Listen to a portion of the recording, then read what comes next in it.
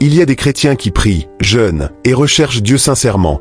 Mais malgré cela, leur vie spirituelle semble sans impact. Ils prient, mais les montagnes ne bougent pas. Ils jeûnent, mais leur foi reste faible. Pourquoi? Parce que la puissance spirituelle ne vient pas seulement du jeûne. Elle vient de la manière dont tu jeûnes, de ce que tu y ajoutes, et de ce que tu fais pendant cette période de séparation avec Dieu. Dans cet enseignement, nous allons voir 5 choses qui rendent un jeûne puissant, 5 clés qui transforment un simple sacrifice en un moment de visitation divine. Avant d'entrer point par point, pense le jeûne comme un entraînement. Un athlète ne devient pas fort parce qu'il connaît la théorie. Il devient fort parce qu'il s'entraîne, qu'il prive son corps de confort temporaire, qu'il renforce ses muscles et qu'il répète l'effort. Le jeûne fonctionne pareil. Par la privation contrôlée, tu diminues la domination de la chair, et par ce que nous verrons, tu fortifieras ton esprit. C'est la combinaison des deux qui produit la transformation. Alors like cette vidéo pour que YouTube la recommande à plus de personnes qui souffrent dans leur jeûne. Abonne-toi à la chaîne pour toujours plus de contenu. Et écris en commentaire le plus grand temps que tu as déjà fait dans un jeûne. 1. Le sacrifice. Crucifier les forces de la chair pour libérer l'esprit. Ce que c'est vraiment. Le sacrifice ne se limite pas à sauter un repas. C'est une discipline volontaire qui vise à retirer tout ce qui nourrit la chair. Non seulement la nourriture, mais aussi les plaisirs, les habitudes et les addictions qui distractent, rassurent ou stimulent la chair. Scroll infini sur le téléphone, vidéos, discussions futiles, pornographie, sexe, addiction alimentaire émotionnelle, recherche constante de validation sur les réseaux, péché. Pourquoi c'est décisif? La chair a une voix très forte. Elle réclame satisfaction immédiate, elle attire l'attention, elle s'oppose à la discipline. Elle empêche de regarder le monde selon la vérité de la parole qui est dans notre esprit, mais selon nos sens. Une personne charnelle, en réalité, ce n'est pas forcément une personne qui vit dans le péché. C'est une personne qui écoute plus sa chair que Dieu. Quand Jésus recommanda le jeûne et la prière dans Matthieu 17, 21 aux apôtres, c'était parce que quand il cherchait à délivrer l'enfant, il regardait à la manifestation physique du démon plutôt que de croire en la victoire et en l'autorité que Jésus leur avait déjà donnée sur lui depuis Matthieu 10, 8. Ta chair est le premier ennemi de ton esprit, car elle se base sur ses sens. Or l'esprit se base sur la foi qui n'a pas besoin de voir. Tant que la chair reste maîtresse, ton esprit reste embrouillé. Ton âme qui devait s'aligner à ton esprit se tourne vers la chair et t'empêche de voir la victoire dans le spirituel. Or, avant de donner une chose partout dans la Bible, Dieu a tenu à la dire à l'homme pour que son esprit le voie pour la voir. Dans le dictionnaire de Dieu, voir précède toujours à voir. Quand tu prives volontairement la chair, tu réduis l'oxygène spirituel de tes désirs charnels. Ils perdent d'intensité. Ce silence intérieur créé par la privation laisse l'espace pour que l'esprit parle et pour que la parole prenne racine. J'ai pris une résolution quand j'étais plus jeune. Que chaque fois que je serai en temps de jeûne, j'écouterai que des musiques religieuses. Car j'avais une artiste que je suivais tout le temps, afin d'aiguiser mon esprit à Dieu. Toi aussi, prends de telles résolutions pendant tes jeûnes. Si tu as un repas favori, n'en consomme pas le temps de ton jeûne. Si tu consommes de l'alcool, mais y poser quand tu jeûnes. Si tu fais des heures sur le téléphone par jour, mais y pose ou accorde-toi juste 15 minutes le matin et 15 le soir, où tu regarderas juste les informations importantes. Je sais que pendant que tu écoutes ce message, l'Esprit Saint te dit ce sur quoi tu dois mettre pause dans ton jeûne. Et il ne regarde pas à tes péchés pour te parler, car si c'était le cas, il n'aurait pas parlé à Satan au sujet de Job. DIEU parle à toute sa création en tout temps. Comment pratiquer? Méthode. 1. Identifie une ou deux habitudes qui t'aspirent le plus. Téléphone, vidéo, nourriture, sexe, etc. 2. Définis une période concrète, alternance journalière, 3 jours, 7 jours, 21 jours. 3. Remplace la minute que tu aurais passée à satisfaire la chair par 10-20 minutes de prière, lecture biblique, adoration ou silence d'écoute. 4. Note les pensées et résistances dans un carnet. Ce sont les zones que l'esprit veut transformer. Prie ainsi. Seigneur, je renonce à ce qui nourrit ma chair pour que tu puisses nourrir mon esprit. Fais de cette privation un instrument de libération et donne-moi la force de tenir. 2. La louange et l'adoration. Changer l'atmosphère et inviter la présence. La louange n'est pas seulement chanter des paroles agréables. C'est une orientation du cœur qui invite la manifestation de Dieu. Quand on loue en pleine privation, on opère une bascule. On ne focalise plus sur le manque, mais sur la grandeur de Dieu. La louange transforme l'atmosphère spirituelle et fait descendre la puissance de Dieu dans la situation. Pourquoi c'est décisif? La présence de Dieu chasse la peur, gomme la confusion et brise les liens invisibles. Or, ce sont ces choses qui sont les principaux ennemis de la foi nécessaires à l'exaucement. Là où la chair se plaint, La louange élève. Là où l'ennemi veut imposer une atmosphère de défaite, la louange impose l'atmosphère du ciel. Historiquement dans la parole, la louange précède la délivrance comme pour Paul et Silas, Actes 16, 25 à 26. Une amie qui vit en Allemagne m'a confessé à quel point la louange continue à changer sa vie. Elle n'était pas performante à l'école au lycée, mais depuis que son père, qui était pasteur et musicien, lui a transmis l'amour de la louange, ses performances ont explosé. Elle était toujours première de ses classes, et actuellement elle réalise son rêve. Elle est étrangère, mais elle fait des études de droit en Allemagne alors que c'est une filière qui n'est pas permise aux étrangers. Le changement a commencé dans sa vie par une habitude, la louange. Si tu inclus vraiment la louange dans tes jeûnes, pas juste par formalité mais avec le cœur, je suis sûr que tu verras Dieu se manifester au point où tu en feras un mode de vie.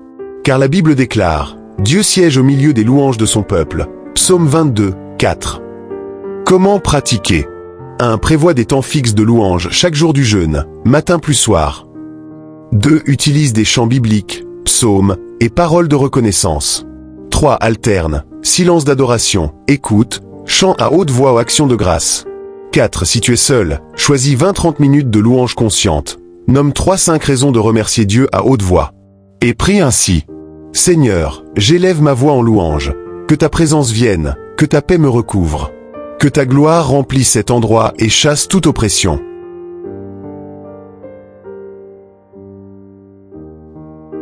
Il y a des chrétiens qui prient, jeûnent et recherchent Dieu sincèrement.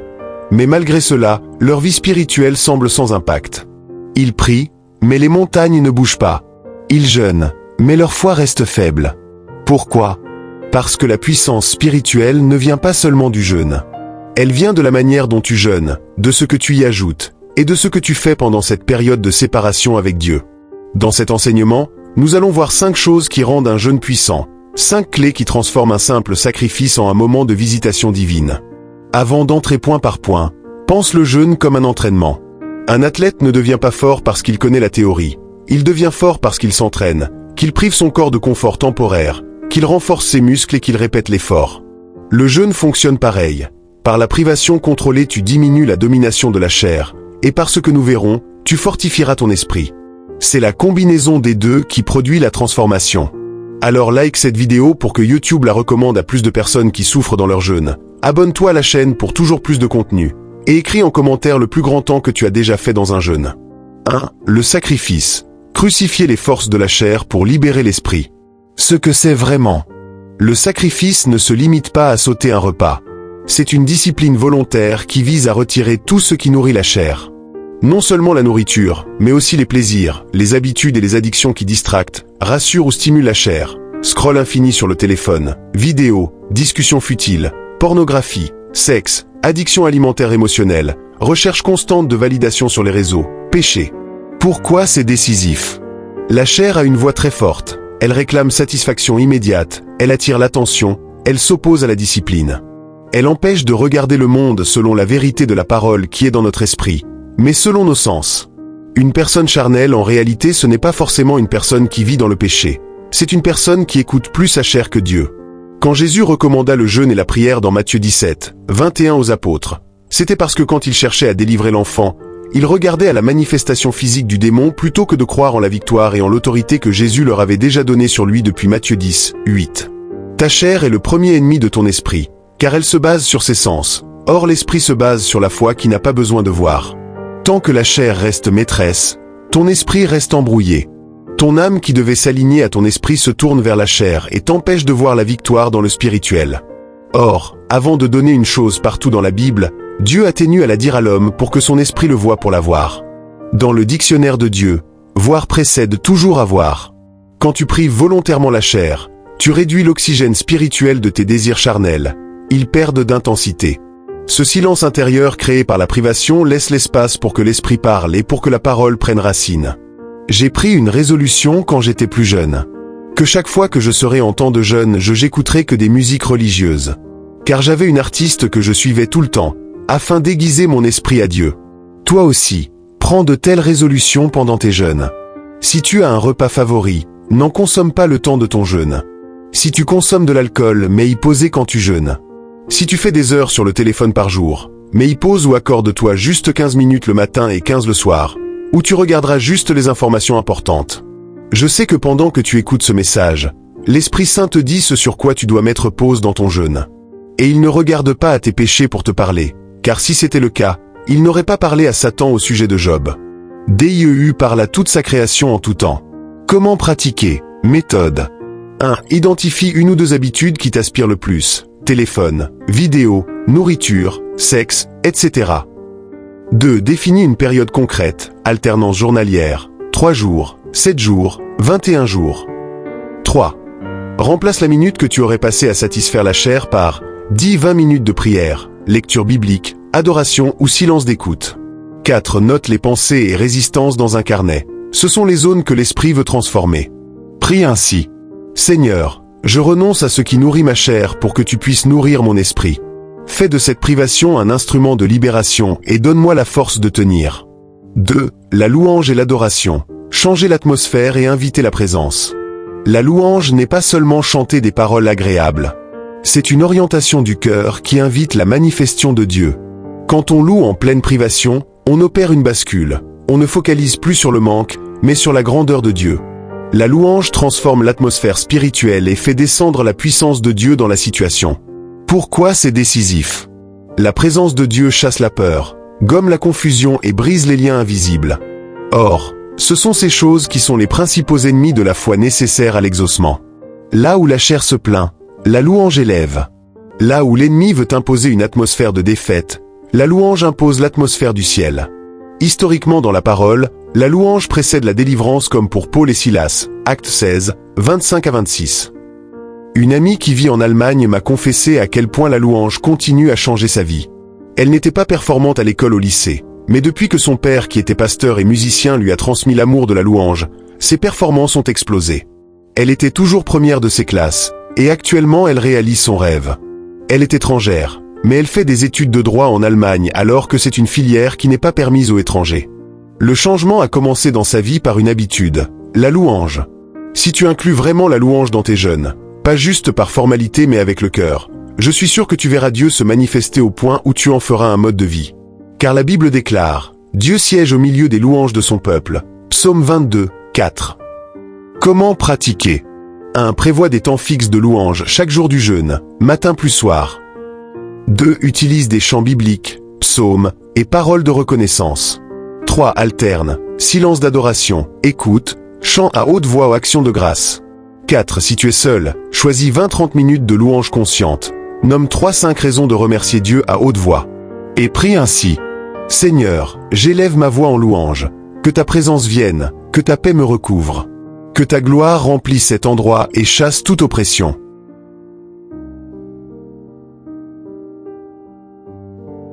6. Faire une offrande à Dieu. Le problème avec beaucoup de chrétiens, c'est que leurs jeûnes sont vides. Un jeûne pour un emploi, pour un mariage, contre un ennemi, contre des attaques sataniques et autres, mais ils font tout sans jamais rien sacrifier pour Dieu.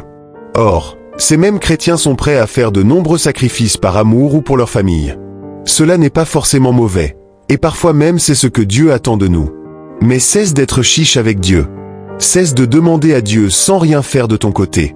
La Bible dit, offre pour sacrifice à Dieu des actions de grâce, et accomplis tes vœux envers le Très-Haut. Et invoque-moi au jour de la détresse. Je te délivrerai, et tu me glorifieras. Beaucoup de chrétiens connaissent juste la partie où Dieu a dit de les invoquer au jour de la détresse, sans jamais avoir connu la partie où il demande aussi de lui offrir des sacrifices d'action de grâce. Or, c'est une loi spirituelle. C'est après avoir égorgé des milliers d'animaux que Salomon eut la visite de Dieu dans sa nuit.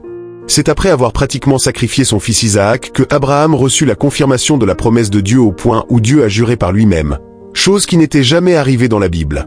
Tu veux être exaucé? Offre dès maintenant une offrande à Dieu, et rends lui-même déjà des actions de grâce avant d'avoir vu son miracle.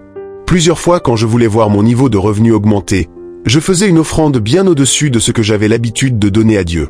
Et dès le lendemain, je voyais mon revenu être fructifié dans mon entreprise. Tant que tu seras chiche avec Dieu, ne t'attends pas beaucoup. Mais si tu es aujourd'hui pour te voir être exaucé, tu es prêt à lui faire des offrandes. Je suis sûr que tu reviendras sur cette chaîne pour en faire le témoignage. Et tu peux aussi faire un vœu à l'Éternel, et il agira. Je me souviens du temps où j'étais en première. J'avais besoin d'un nouveau téléphone portable pour recevoir mes cours, et comme j'avais perdu le précédent lors d'un déplacement de la chorale, ma mère ne prévoyait pas en acheter un autre tant que je n'aurais pas fini le lycée. Mais vu que la nécessité était grande, j'ai pris un jeûne de 7 jours et j'ai promis à Dieu que s'il me donne ce téléphone, jamais je ne m'en servirai pour voir de la pornographie comme c'était le cas avant. Le 7e jour de mon jeûne, ma mère est rentrée avec le nouveau téléphone alors que je ne lui avais même pas dit que je faisais un jeûne de 7 jours. 7. Faire des dons aux nécessiteux, la clé qui ouvre l'exaucement. Je me rappelle une fois où je cherchais pendant plus de 2 semaines l'employé idéal qui devait vendre pour moi dans un marché. Je ne l'ai pas trouvé. Mais après une prière et un jeûne, si je ne me trompe, j'ai pris une somme qui était importante pour moi. J'ai dit à Dieu, « Seigneur, donne-moi l'employé que je recherche, et je donne la moitié de cet argent à une veuve. Quand tu mourras exaucé, je donnerai l'autre moitié à des orphelins. » Le même jour, je fus exaucé. Dès ce moment, je me suis rendu compte que ce n'était pas à cause de ma grande foi que j'ai été exaucé, mais parce que Dieu avait approuvé mon geste. Crois-moi, ta générosité t'emmènera où ta foi a eu des difficultés à t'amener. C'est exactement ce que Dieu nous a demandé dans Ésaïe 58 que tout chrétien qui veut réussir son jeûne doit lire. Si tu te rends sensible à la souffrance des autres pendant que tu pries Dieu dans ton jeûne, Dieu se rendra sensible à ta souffrance. D'où sa parole déclare, « C'est lui qui a pitié du pauvre prête à l'Éternel qui lui rendra son bien. » Proverbe 19-17. Dieu déclare dans Ésaïe 58 que quand tu feras cela, il ne tardera pas à t'exaucer. Comment le faire? 1. Pendant ton jeûne, viens en heure à des nécessiteux. 2. Dis à Dieu ce que tu feras pour des nécessités si tu es exaucé. 3. Accomplis ce que tu as dit à l'Éternel et arrange-toi à faire profiter des nécessités comme des veuves et orphelins ou autres quand tu seras exaucé. Toutes ces 7 clés sont celles que moi-même j'utilise, que Dieu m'a montrées, et qu'il a aussi utilisées dans la vie des autres. Dieu ne fait exception de personne. Ce qu'il a fait avec moi, il le fera avec toi par la foi et si tu fais la même chose. Et je peux t'assurer que ça marche. Alors n'oublie jamais la recette. 1. Privation, sacrifice, affaiblit la voix et les appétits de la chair, cela réduit la résistance interne. 2. Louange et adoration font descendre la présence et transforment l'atmosphère, rendant l'action de Dieu possible. 3. Demande de révélation donne la stratégie. Elle identifie la racine plutôt que de simplement traiter la blessure. 4. Souvenir plus témoignage et confession de victoire. Ranime la foi et fournissent des preuves palpables que Dieu agit. 5. Méditer la parole de Dieu. Ta foi travaille avec la foi de Dieu. 6. Offrande à Dieu, pour le rendre favorable à ton exaucement et manifester ta foi en l'exaucement. 7. Assistance aux nécessiteux, pour incliner le cœur de Dieu vers toi dans son désir de te rendre l'appareil. Conseils pratiques finaux, plan simple pour un jeûne de 7 à 21 jours. 1. Jour 0, préparation. Identifie une habitude à sacrifier, prépare un carnet, annonce ton jeûne à une personne de confiance. 2. Matin, 15-30 minutes de lecture biblique plus 10-20 minutes de confession de victoire. 3. Midi, prière de demande de révélation, 30 minutes, plus enregistrement des impressions. 4. Soir, louange et adoration, 20-40 minutes, plus témoignage, partage, hebdomadaire si en groupe. 5. Chaque jour, note une victoire, même petite, rends grâce. 6. Fixe-toi un jour au début ou à la fin de ton jeûne pour présenter ton offrande à Dieu en faveur de tes prières. 7. Fixe aussi jours où tu feras du bien aux nécessiteux, ou fais-le sur toute la période de ton jeûne. 8. Post-jeûne. Garde une habitude maintenue, réduction des réseaux, moment de louange quotidien, pour consolider la transformation. Le jeûne sans transformation est une routine. La discipline sans l'esprit est de l'effort vain. Mais lorsque tu ajoutes sacrifice, louange, révélation, souvenir et confession, tu forges une arme spirituelle redoutable. Pratique ces 7 dimensions ensemble. C'est là que la puissance se manifeste. Écris en commentaire là où les clés qui te manquaient. Si tu veux, dis aussi quelle habitude tu sacrifieras en premier. Like, abonne-toi et partage ce message à une personne que tu veux voir puissant spirituellement. Souviens-toi, connaître ces vérités ne suffit pas. C'est en les vivant, avec foi et persévérance, que Dieu opérera. Que le Seigneur te fortifie dans ta marche. Amen.